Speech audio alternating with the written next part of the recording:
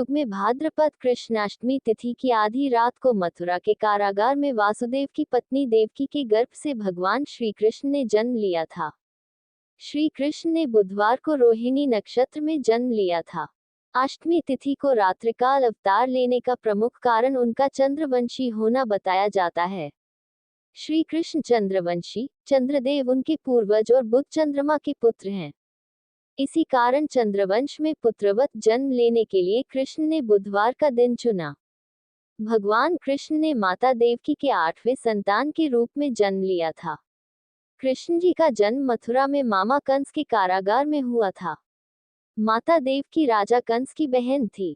इसीलिए भाद्रपद कृष्णाष्टमी तिथि को भगवान श्री कृष्ण का जन्मोत्सव मनाया जाता है। सत्ता का लालची था कंस। कंस को सत्ता का लालच था।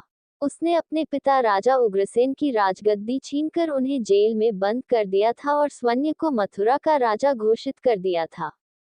राजा कंस अपनी बहन देवकी से बहुत प्रेम करता था।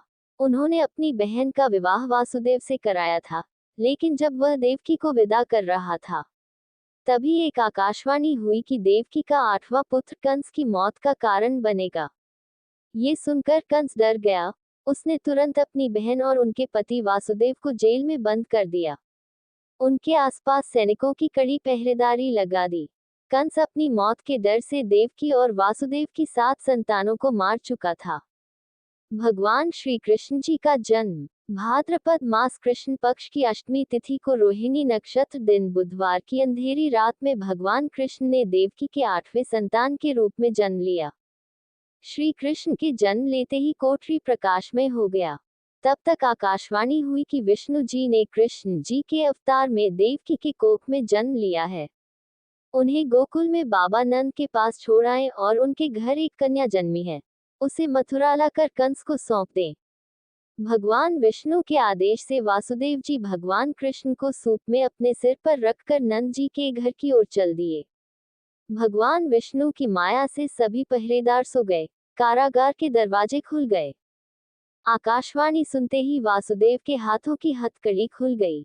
वासुदेव जी ने सूप में बाल गोपाल को रखकर सिर पर रख लिया और गोकुल की ओर चल पड़े। वासुदेव भगवान कृष्ण को लेकर नंद जी के यहाँ सकुशल पहुंच गए और वहां से उनकी नवजात कन्या को लेकर वापस आ गए। जब कंस को देवकी की 8वीं संतान के जन्म की सूचना मिली, वह तत्काल कारागार में आया और उस कन्या को छीनकर पृथ्वी पर पटकना चाहा, लेकिन वह कन्या उसके हाथ से निकलकर आसमान में चली गई।